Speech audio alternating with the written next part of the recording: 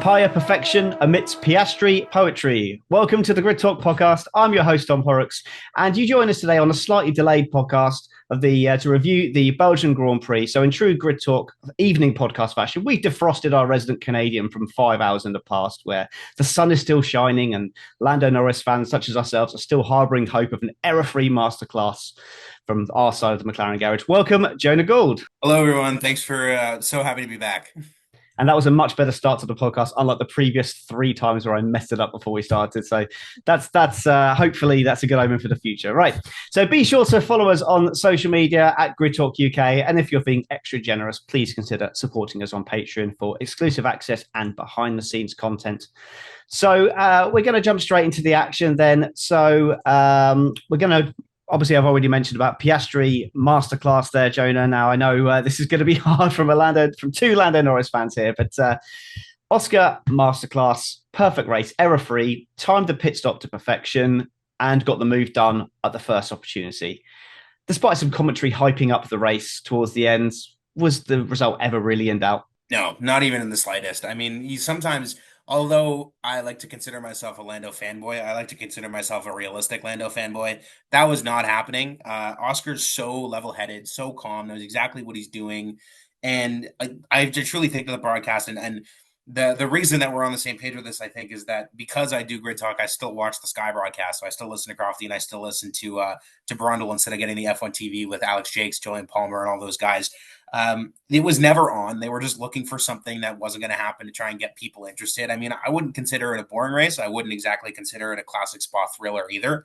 But there was nothing going to happen. Oscar led, borderline lights to flag. I mean, it was unbelievable. And there was it just wasn't happening. Lando did Lando stuff. Yeah. I was listening to the F1 TV commentary. And they hyped it up as well. I was assuming that Crofty would because that's what Crofty does. Crofty is what Crofty does. But to be fair, Alex Jakes and Julian Palmer were also hyping up the battle. And I was like, he needs a second lap. He's not doing it. He needs a second lap. He's not doing it. And it's like they were still hyping it up.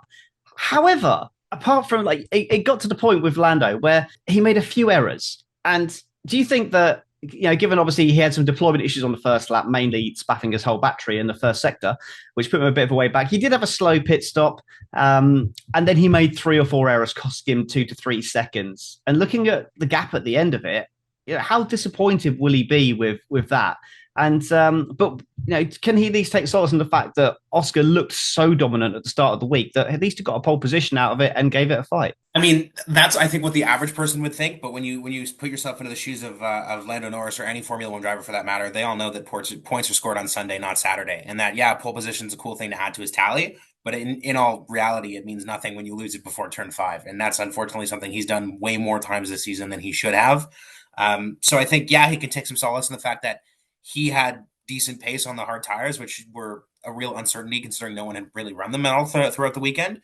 But I also think that if he's going to take any solace, he's going to take solace in that he's racing what is borderline an alien in Oscar Piastri, and that McLaren is so fast that there's few people that are going to compete with that car. So he's really got one person to fight and one person only, and that's his teammate. It's just a shame that it's the one person who's got to fight is a generational talent, as we were discussing before the podcast and just crying into our pillows. But I think it's difficult because with the qualifying, Oscar looks so strong at the start of the season. But now you look at it, I've not got the stats in front of me, but I do feel like Lando has qualified Oscar a bit more in recent races, and I'm sure it's only a couple of races difference now. So that at least is something that seems to be coming back towards him. He's just got to nail these starts. But I feel like he's not lost the lead as many times as he did last year in the first lap. And as we saw in the sprint, Oscar lost the lead on the first lap in the sprint. And it's the second time this season he's lost the lead to Max Verstappen on the opening lap. So maybe it wasn't a Lando thing last year. Maybe it's just Max Verstappen is so good at starts. But in fact, do you know what? I'm going to go slightly out of order. Given that I've made that lovely segue, I am now going to speak about Red Bull next. I was going to talk about a team in red, but we'll go to Red Bull anyway. And a great sprint performance from Max, but that pace just completely disappeared for the Grand Prix, and Red Bull opting to change the setup to a high downforce setting.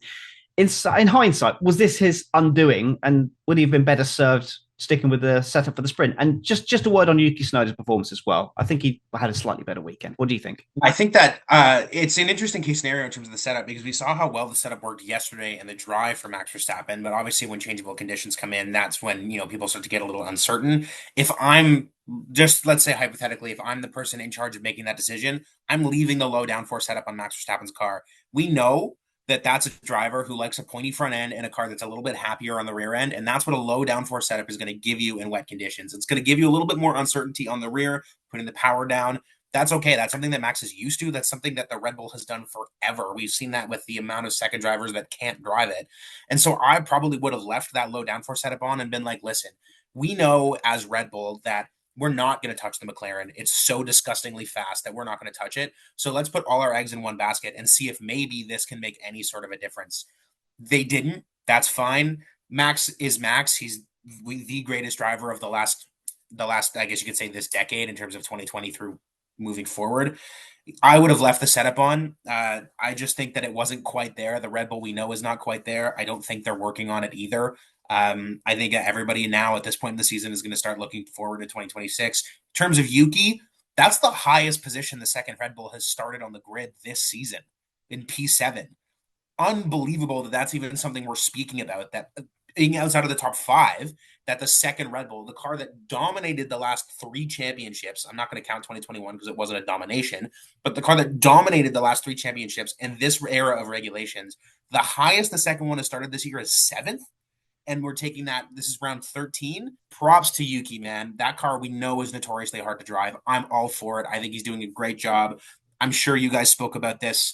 I think that the Horner situation maybe took a little bit of a weight off of Yuki's shoulders. And I think maybe he's got that relationship with Laurent Mekies that he had from AlphaTauri and Racing Bulls. And I think maybe is a little bit comforting. And could that have helped? Maybe. I also think that Yuki's just a good driver and that I'm hoping he's starting to figure out this Red Bull, but we know it's a tough car to drive. But all the props to him to put it at least 7th on the grid, and to show that he can do something with it. Yeah, it was a bit of bad luck that pulled him out of the points. He did seem to at least have a little bit of fight in him. He wasn't just perennially going backwards through the field or failing to move forward. And Red Bull this weekend have finally brought him onto the latest iteration of the floor upgrade. So lots of upgrades on the Red Bull. He's still not on complete the same iterations as Max, but he is at least on the most up-to-date floor, which, as we know, is so important on these cars. And yeah, I agree with you about the setup for Max Verstappen. Like, if you do the same as everyone, you're just not going to move forward. So, why not try something different? But one team that did change something for the better was Ferrari. They did go with a slightly slippier setup, and Charles Leclerc, brilliant first stint, keeping Max at bay. It just seemed inevitable that Verstappen was going to get past. But then a slow stop from well, not a slow stop. He was Albon coming past meant that he had to wait for, I think it was Albon to go past, or maybe I think it was Albon. But that just kind of put Max a little bit out of touch, and there never really was a challenge again. He was never really anywhere near the Ferrari after that. Is this a statement from Ferrari that their new upgrade is working and they're now ready to fight for podiums? I think that's a tough call to make at this stage. I mean, we had obviously wet conditions that kind of threw them for a loop. And the reason that Max was a little bit farther off was that they had to make the pit stop from the inter to the slick. And then obviously it's just really inconvenient that the Williams came through at the time that it did. I have no doubt that Ferrari has the capability to fight for podiums. The only thing that gets in Ferrari's way to fight for podiums is Ferrari themselves. We've seen it every time, countless times. They're the only ones who prevent that from happening. It's hard to say that they'll be able to fight for podiums on a weekly basis, considering we see how fast the McLaren is, and Max Verstappen is like an otherworldly being in that Red Bull that just manages to stick it no matter where he feels, whenever he feels. I hope for Ferrari fans' sake and for their mental sanity, I hope that Ferrari can start to fight for podiums, because it's a long time coming for them. And what a performance from Lewis to drag that thing from the pit lane to 7th. Obviously, the tire change that all helped, and the changeable conditions. Once again, that's kind of why we have to take everything with a grain of salt this weekend, is because of the changeable conditions. And I think we need a full dry weekend, which if we get it in Hungary, that'll probably be a little bit more telling. But I think they can fight for podiums. Obviously, the upgrades seem to maybe have made a difference. And yeah, I think that what a drive from Charles to hold off Max. I'm a notorious Charles denier in terms of the fact that I think he's a one-lap merchant and always has been a one-lap merchant. This was a good performance. I'll give him that. This was really good. and he held off Max. But I also don't necessarily know, as might be a hot take, I don't necessarily know if Max tried really, really too hard to get by him either. Because if Max wanted to, he probably could have. So good on Ferrari, good result for them. Good to see them back on the podium. Good to not see a Red Bull on the podium. I'm stoked about that. But I don't know if this is going to be consistent. Okay, well, you mentioned Lewis Hamilton, obviously, in his performance. He had a terrible weekend up until the race, but he gets the driver of the day in an absolute stand-up performance in wet conditions, at least anyway, making up 11 positions in that first stint. He was then stuck behind Albon for the rest of the race. So with that in mind, will he be happy or disappointed given that he made up so much so early, but then didn't push on when once that second stint started, he was only 4 seconds behind Leclerc and then just never advanced beyond that. So what's your thoughts? Is he going to be happy or disappointed right now? I think it's actually a little bit of both, to be honest. I think he's going to be happy that he managed to salvage the position he did from where he started, but I also think he's going to be disappointed that he never should have started that low. And obviously that's going back to a little bit of, qualifying yesterday, that obviously, when you cut the corner of that ratty on there, you're not going to keep your lap, part of the game. But yeah, I think he'd be disappointed in the fact that that was a completely self-inflicted issue, and that he should have never started that low. But he will be happy with the pace the Ferrari showed, the pace that he showed in the Ferrari today. And at the end of the day, he salvaged some really good points that a lot of people thought weren't on the table today.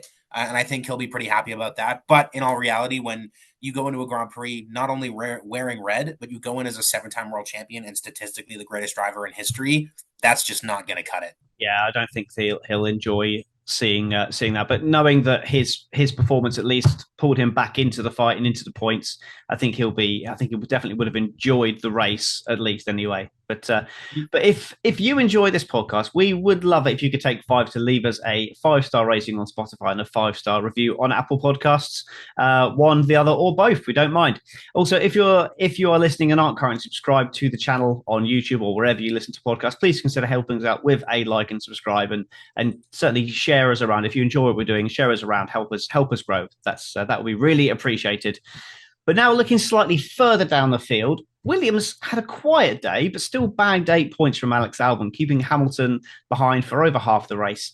It was a race of, or a team of 2 halves, with Sainz absent again, with things just not falling his way, with only point of note, really, a black and white flag for track limits was the only time I really heard his name. I remember thinking, how's Sainz getting on? Looking down the field, like, he's 18th. So how impressed are you with Albon's performance today in general? And is he finally answering those questions that were asked when he lost the Red Bull drive? Well, that's an interesting question. Is he finally answering the questions when he lost the Red Bull drive? I think that yes, in a sense that I mean, personally, I'm not still asking those questions. I'm an Albon believer. I really like the guy. I think he's great. I just think that he finally has a car that's not awful. And I think that James Vowles and that team has done a fantastic job to give Williams something that's decently competitive week in, week out. I mean, we still see that there's some tracks that just don't favor it, and that's okay. There's not a car on the grid that's going to be phenomenal at every circuit. That's just not the case. But we've seen Williams give Albon and Sainz, although Sainz is having a little bit more trouble using it, given them a car that can compete week in, week out. And I think Albon is making the most of it and using that to his advantage. I'm so stoked with his performance. I love that guy. And I'm really, really thrilled that he's getting the recognition now that I think he deserves. And I think that Albon and Gasly in that era with Red Bull, we started to see of how difficult that second car was to drive. And then we saw with Sergio and then Liam and now Yuki. I just think that those two were the original scapegoats on getting kicked out really early. I also, as they mentioned on the Sky broadcast, I also think that Lewis probably didn't help Albon keep that Red Bull seat by taking him out 2 separate times out of a podium spot. But we've seen that Albon has been good around Spa in the past. And I think that now he has a car that's decently competitive, and I'm happy for him. I think it's great. I don't think it's out of the ordinary. I think he's just really that good. In terms of Carlos, man, like, my feelings are so split on Carlos, because I love the guy to death when he was in a McLaren, obviously, and then I loved him in Ferrari, and I still love him in Williams. But there's absolutely no justification for a performance like that. Like, if your teammate is taking the same car and putting it P6 and fighting with Lewis Hamilton in a Ferrari, albeit a Ferrari that is not, as good as it used to be, it like being 18th and your only recognition is a black and white flag for track limit warning, like, that's, come on, which is crazy, especially considering the stark difference from how good he was in the sprint yesterday. I don't really understand where it's coming from. I think maybe he still needs some getting used to in that car. That's totally fine. I get that. I don't really understand why 18th was what he could muster today, but I have no doubt that Carlos will figure it out eventually. And yeah, today was a total write-off for him. Yeah, and a race where we had zero retirements as well, which I think I was the only person in Grid Talk to predict that on our hosts prediction league that we're doing. So that was just a stab in the dark. I've got to make points up. So I thought, hey, just go for zero. That happens quite a lot nowadays. But yeah, didn't expect it when I saw the rain. But there we go. But yeah, no, I see where you're coming from with Sainz. I know he was one of the people that did a 2-stop. Went to those hards quite early for the second stop. So that is what kind of took him out of contention. But he really wasn't going forwards anyway. And I've just got to argue with one point on you for Albon. Hamilton took Albon out once. The other time was completely Albon's fault. And I believe there was an interview with him I think it was the Beyond the Grid podcast I listened to a while back. And it was Alex Albon was talking about he's taking less stupid risks now, and then kind of coughed under his breath and said Austria. I'm assuming he's talking about the time where he took on a move that just wasn't on Hamilton in turn 4. So I'm going to disagree with you about that. I think I can get behind that. I can get behind that one. But it is an interesting sliding doors moment, because in that race, with the tyres that he had, with how long was left in that race and how close everyone was together, going back, I didn't think we'd be talking about Austria 2020 on this podcast, but he could have gone on to win that race. He was in the box seat. Max Verstappen had retired from the race. He had the full team behind him. He had the best tyres. He was in sight of the leaders. What a difference it would have been if Alex Albon had won the first race of 2020. What would we see from now? Would he be the lead driver in Red Bull? Probably not. But Probably not. You just never know. But that's an interesting plot point to go back to. So we're gonna look at another thing as well with that never really happened. So Sauber, they continue their run of great points, and they showed operational efficiency and sharpness again today, and stopping at the right time with both their guys ending up in the points at the end of the first stint. Bortoleto finally showing some race pace. They had to deploy team orders, which I think is a first for that team in recent times. I've never seen that, really, certainly not for points. He was able to then push on. So is this the start of Gabby finally showing some coming good on his promise? And how do you rate Hülkenberg's performance today? Because he was very absent. Yeah, I mean, it's a very stark difference going from Hülkenberg getting his first podium in F1 after 238 race starts to just being non-existent at Spa, which, I mean, listen, at the end of the day, when you're driving a Sauber, that's bound to happen. Like, it just is, unfortunately. Gabriel Bortoleto, though, oh my God, I love this guy. He reminds me so much of Senna, not just because he's Brazilian and because their helmets match, but I just love this guy so much. And the way he drives, he's so on it in the car. You could hear his team radio when he was asking for Hülkenberg to let him go. Just the urgency in his voice, that he's so on it. And I think that Spa is an interesting track to have this conversation at, because Spa, and correct me if I'm wrong, I'm taking a shot in the dark here, but Spa is a track that a lot of these guys have driven before in F2, because they always, the support series always comes to Spa, right? It's one of the best tracks on the calendar. So the support series always comes. So this is not one of those case scenarios where these guys like Behrman, Bortoleto, Kimi are driving it for the first time. They are driving it for the first time in Formula One machinery, but that doesn't mean they don't understand the layout of the track. They don't understand the braking points. They don't understand the overtaking spots. So I think that this could be skewed a little bit, and he has a little bit more experience at this track than he does in others. That, not to discredit his performance today, because in a Sauber, hell yeah, I love it. It's so good.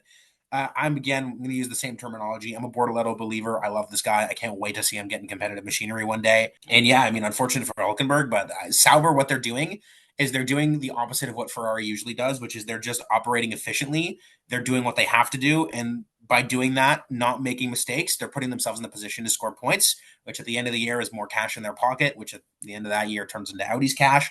And I think they're doing what they have to do, biding their time until they get taken over. But they have a pretty solid driver lineup. Obviously, Hülkenberg with his experience, and Bortoleto is a feisty young rookie. And I think he showed more race pace today than he did in a lot of the previous Grand Prix. I'm hoping that that's not strictly because he's driven here before, but that's my first thought on it. Yeah, there was a Grid Talk tradition at one point from a few years ago, was whenever we get to Sauber or Alfa Romeo in the running order, it was, yep, they're just waiting for the Audi money. So at least now we've got something to talk about. It was literally, right, Sauber, are they just waiting for the Audi money? Yep. Okay, moving on. So, yeah, at least they are actually giving us something to talk about now in a positive light. And I really like the Sauber team now. And it's a shame to see the Sauber team disappear at the end of this year but it's long awaited the entry of Audi. And yet you are right that Bortolotto has obviously driven in Spa before. He came second to Hadjar, actually, I think it was last year. I don't know how he got on an F3 the year before. I haven't got that information to hand, but I remember it was a good race for the championship this time last year in F2. But it's taken us a long time to get to talk about Mercedes. But even though George Russell had a strong but distant finish in fifth place, they were unexpectedly conspicuous given how well they drove here last year, and the conditions were cold, and George was looking very strong qualifying, still finishing 34 seconds off the lead at the flag and a minute and a half back Antonelli. I don't know how quite to word this, but George Russell, we know how good he is, but do we need to start asking questions about Antonelli? And what's your take on George's performance today from what you saw of it, which was very little? It's interesting if we need to start asking questions about Kimi. I just think he's had not necessarily a poor run of form considering he was on the podium in Canada. I just think the kid needs confidence. I mean, at the end of the day, when you're throwing a car around a racetrack this fast, you got to be confident in it. You got to be confident in your abilities. And I just think right now he doesn't have that. What that's going to take to give him more confidence, I'm not sure. Like, you can't throw the kid in iRacing and F3s and tell him, go have some fun. Like, he's got to get proper confidence behind the wheel of one of these race cars. And for Mercedes, it didn't look like their weekend. I mean, we saw they had such a great run of form here last year, like you mentioned, albeit that George Russell's car was 1.5 kilograms underweight. Not that made a difference on his performance, just took him out of the race.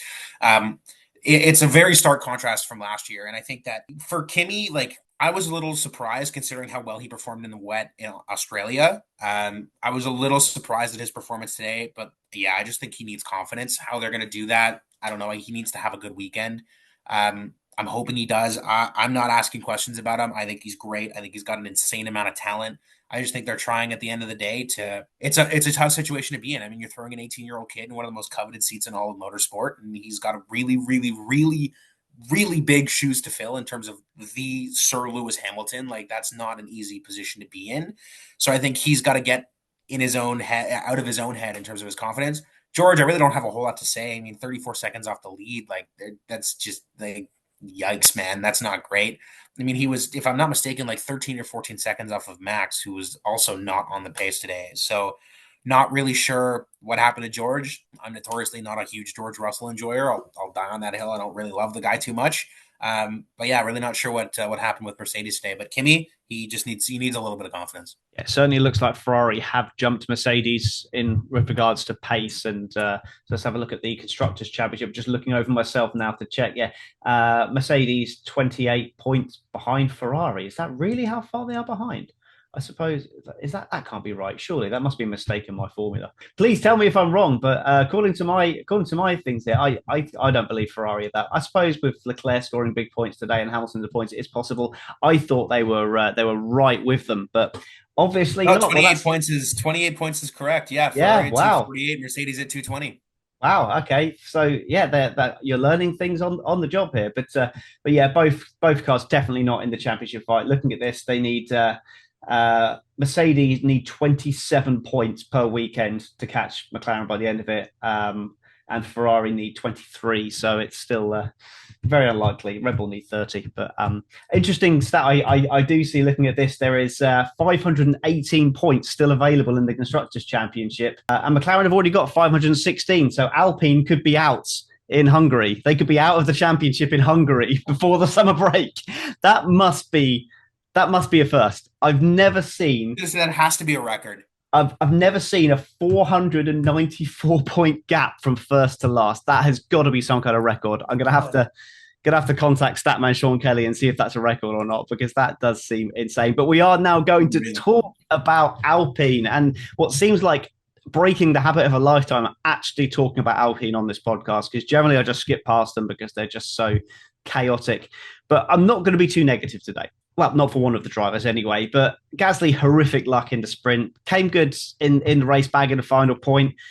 And they did look to have some pace today, at least in one of the cars. Yeah, I mean, anyone who's ever listened to, this is not a self-plug because this podcast doesn't happen anymore, but anyone who ever used to listen to the Soft Tire podcast when I did that knows since day one, when they were Renault, when I first started watching Formula One, I cannot stand Alpine. They are by far my least favorite team on the grid by a landslide, and it's not even close. And what's crazy is I like Pierre. I actually really do like Pierre.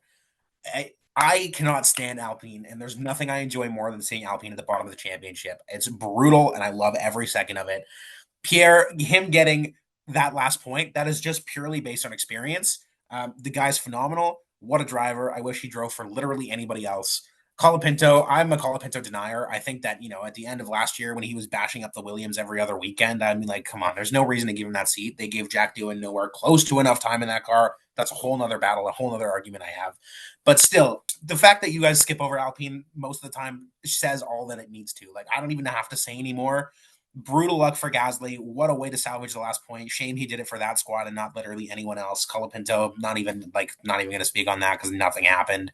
All he did was fall backwards. If he even, I don't know. Like, I just not a big Alpine guy, and that's I can't exactly say I'm surprised. 72 seconds off the lead in that car. Like, you have internal changes, you have team principles going out the window, like it's for fun, and then you have Flavio Briatore who only knows how to run a team 25 years ago. Like, I don't know, I don't understand. I will never understand, and lucky for me, I don't work in the sport, so I don't have to understand. Brutal words. That's almost, and not for the first time on the Grid Talk podcast. We've got some brutal things to say about Alpine. I was at least trying to be positive today, so I try and be positive just for anyone but them. Don't come for me. Come for Jonah. I'll put his details in the show notes so you can go and give him some hate. Give him some hate instead of me for a change. Please, send it on my way.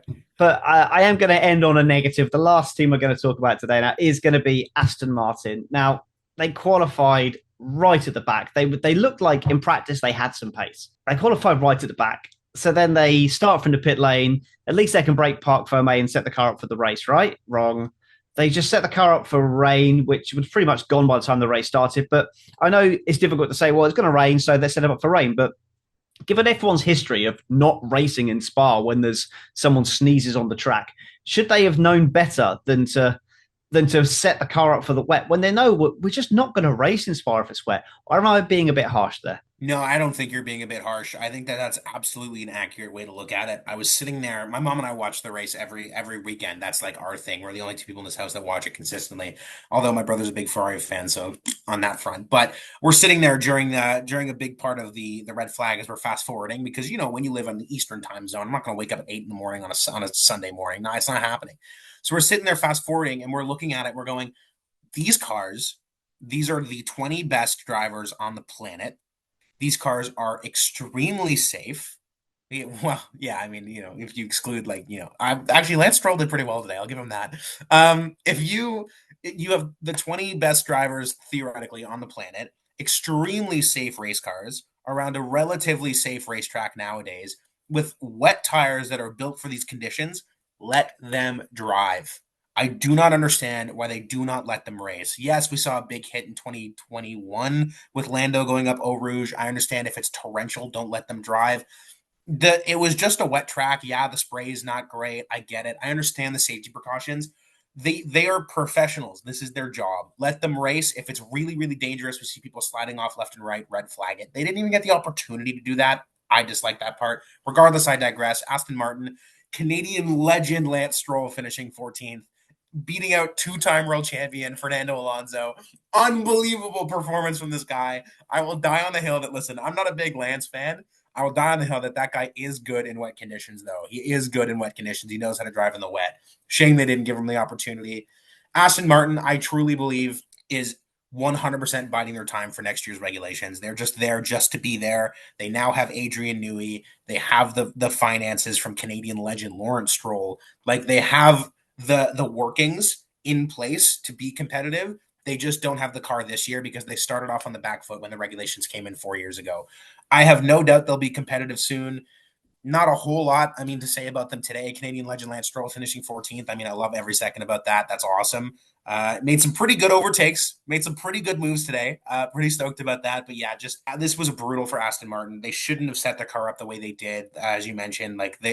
We've noticed, like you said, when somebody sneezes on Spa, they don't race in it. So why they set it up in the wet, I don't understand. I think that was a bit of a blunder, but I also think that whether or not they set their car up for the wet or for the dry, they probably weren't going to be very quick regardless. But yeah, Canadian legend Lance Stroll, 14th. Hell yeah. Amazing. Well, it is now over halfway through the season, and he is still ahead of Fernando Alonso in the standings. He's 12th, and Fernando Alonso is a joint 14th with Carlos Sainz and Liam Lawson. So you could probably say 15th. I'm not sure who's got the best result out of those. I think he might actually be third in that group.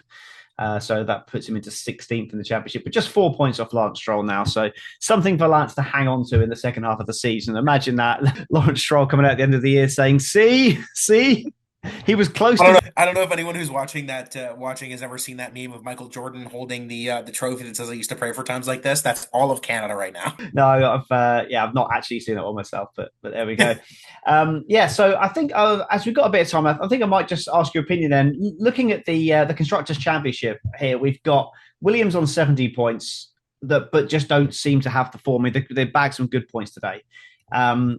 But don't seem to be in the best of form at the moment. You've got Sauber, Racing Bulls, Aston Martin, and Haas, only separated by a handful of points there. And Alpine, we won't bother even mentioning that. But who's going to win out of that bunch? Looking at the form, looking at the development, looking at how they're going to be setting up for next year, we know that Williams isn't going to be developing. We know that Sauber aren't going to be developing. But Racing Bulls, Aston Martin, Haas, who is going to come out top out of that group in your opinion? I mean, listen, there's two ways I could look at this. I could go with the safe answer and say Williams, because I truly think that out of any of those teams, they have the best driver pair by a mile. When you look at the overall driver pair, I mean, you look at teams like Racing Bulls, like Hadjar. I'm trying to get behind Hadjar. I like the guy a lot, but Hadjar's a bit of a one-lap merchant taking after Leclerc. Like, he's really good in quality, and the race pace just disappears. Aston Martin, I mean, they have Canadian legend Lance Stroll, and then obviously Fernando Alonso, who's incredible. Haas, Haas is exactly where they've always been. I see it that way, so I'm not really too surprised by that. Sauber, they're biding their time for Audi still. I truly believe that. That podium was, listen, I love Hülkenberg more than the next guy, but that podium was a total fluke. And like, it just is. Like Sauber being on the podium and it's not 2004 is like, that was a fluke. But yeah, I think if I can just go with the safe answer and say Williams. The car seems to be the best out of the bunch. They have two really consistent drivers sometimes when Carlos feels like it, and Alex Albon, who's been really comfortable in that car. I'm going to say, yeah, Williams comes out on top of that. Even though they're not developing, I think their car in the state that it's in now is the most competitive of the bunch, and their drivers are the most competitive of the bunch. Yeah, I'm inclined to agree with you. I thought that Aston Martin could come through to take that fifth place, given that they had made some big strides in recent weeks, but I'm not seeing enough from them. I think Williams have got a big fistful to hang on to, and if they're getting odd results like this, where they're scoring more points than anyone else in that midfield battle, then that just elongates the chances of them holding on to that. So I'm going to agree with you on that. But I guess the last thing to speak about today then is the driver of the day. Now, the Grid Talk driver of the day, I believe, was Lewis Hamilton. I think it was. I believe I saw that just before I logged on. But in all honesty, I was watching the race on a delay like yourself, and I finished watching it not long before coming on this podcast. So I skipped through all the red flag bits. So I was happy with that. I didn't have to wait for any of that. So who was your driver of the day and why? So this is interesting again, because I could go with everyone and say Lewis Hamilton. He came from the pit lane and finished 7th. I mean, that's pretty incredible. That's an unbelievable drive.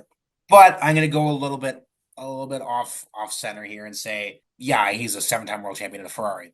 He should have done that. Let's talk Alex Albon. That's a Williams that finished in between a Mercedes and in front of a Ferrari. That's where my guy is. That's incredible. Sure, he fell down one position. He should have never been 5th to begin with. No way. That is my guy. To hold your car that, in all reality, unfortunately, has no business being there, to hold it there the entire Grand Prix, to hold off Lewis Hamilton in the dying laps to retain P6, yeah, 100% it's Albon for me. Fantastic. Well, do you know what? When you said I'm not going to go with Hamilton, I was thinking, right, okay, so I'm just going to pick the one that you're not going to pick out of Piastri and Leclerc. But then you went completely left field and went with Albon. So now I've got a decision to make.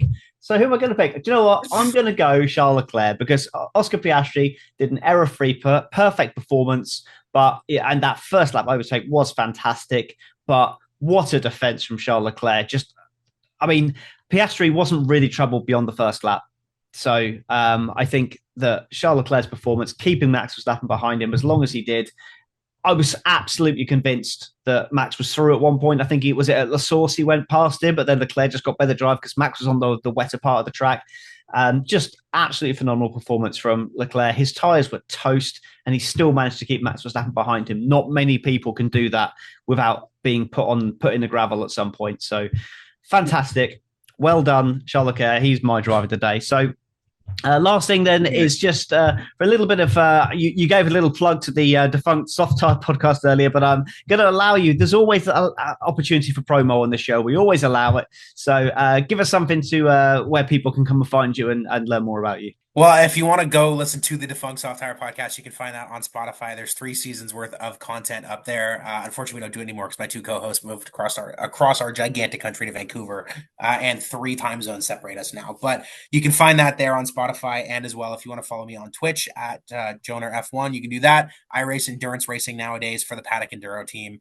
So we do all the iRacing special events. I actually just had the pleasure of racing against Max Verstappen in Watkins Glen for a random race last week or a couple weeks ago. So that was a lot of fun. So if you want to go check us out there, totally can. And yeah, the Defunct Soft Tire podcast is still available on Spotify.